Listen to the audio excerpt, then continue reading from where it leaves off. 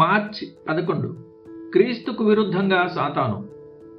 నీవు ఒక పక్షాన మాత్రమే ఉండగలవు.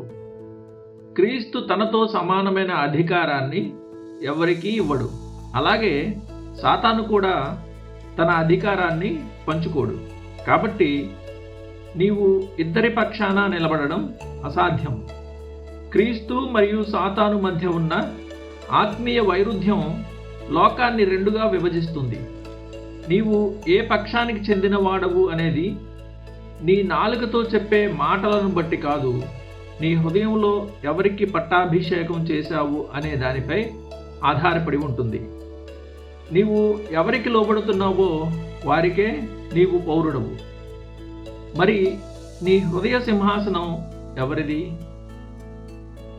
క్రీస్తు నీ హృదయానికి నిజమైన రాజు అవునో కాదో తెలుసుకోవడానికి ఈ ప్రశ్నలు వేసుకో. జన్మతః బానిసత్వం. మానవాళి అంతా పుట్టుకతోనే సాతానుకు లోబడిన స్థితిలో ఉంది. సాతాను తనంతట తానుగా నీ హృదయ సామ్రాజ్యాన్ని వదులుకోడు. నీ స్వశక్తితో వానిని నీవు ఎదిరించలేవు. ప్రభుత్వ మార్పిడి. కేవలం క్రీస్తు మాత్రమే తన పరిశుద్ధాత్మ ద్వారా నీ హృదయంలోని ప్రభుత్వాన్ని మార్చగలడు. అపొస్తలుడైన పౌలుకు సంభవించినట్లుగా పరలోకం నుండి పిలుపు విని దేవుని పాదాల చెంత పడిపోయి నీ ముఖాన్ని పరలోకం వైపు తిప్పుకున్న అనుభవం నీకు ఉందా? సంకెళ్ళ విముక్తి. చెరసాలలో ఉన్న పేతురు వద్దకు దేవదూత వచ్చినట్లుగా క్రీస్తు నీ మనస్సు మరియు మనస్సాక్షిని చుట్టుముట్టిన చీకటి గొలుసులను తెంచి నిన్ను విధేయునిగా మార్చాడా? అలా జరిగితేనే నీవు నిజమైన స్వేచ్ఛను పొందుకున్నావు.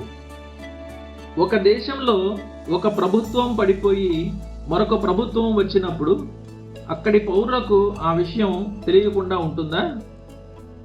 నీ ఆత్మలో ఒక రాజు అనగా సాతాను తొలగించబడి మరో రాజు అనగా క్రీస్తు పట్టాభిషిక్తుడైనప్పుడు ఆ ఆత్మీయ పోరాటపు ధ్వని నీకు వినబడకుండా ఉంటుందా?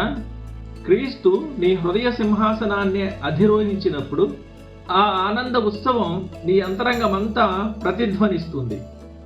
సాతాను నుండి క్రీస్తు నిన్ను విడిపించినప్పుడు ఆ మార్పు నీకు ఖచ్చితంగా తెలుస్తుంది. యోహాను సువార్త 9:25లో వ్రాయబడినట్లు, సిలోయము కోనేటిలో కడుగుకొని చూపు పొందిన వ్యక్తిలా నీవు ఇలా చెప్పగలవా? నేను గ్రుడ్డివాడనై ఉంటిని, ఇప్పుడు చూచుచున్నాను. నీ జీవితంలో ఈ అద్భుతమైన మార్పు జరిగిందని నీవు ధైర్యంగా చెప్పగలవా? నీ హృదయ సింహాసనంపై ఈరోజు ఎవరు కూర్చున్నారు? లోకపు ఆశలా లేక లోకరక్షకుడైన క్రీస్తా?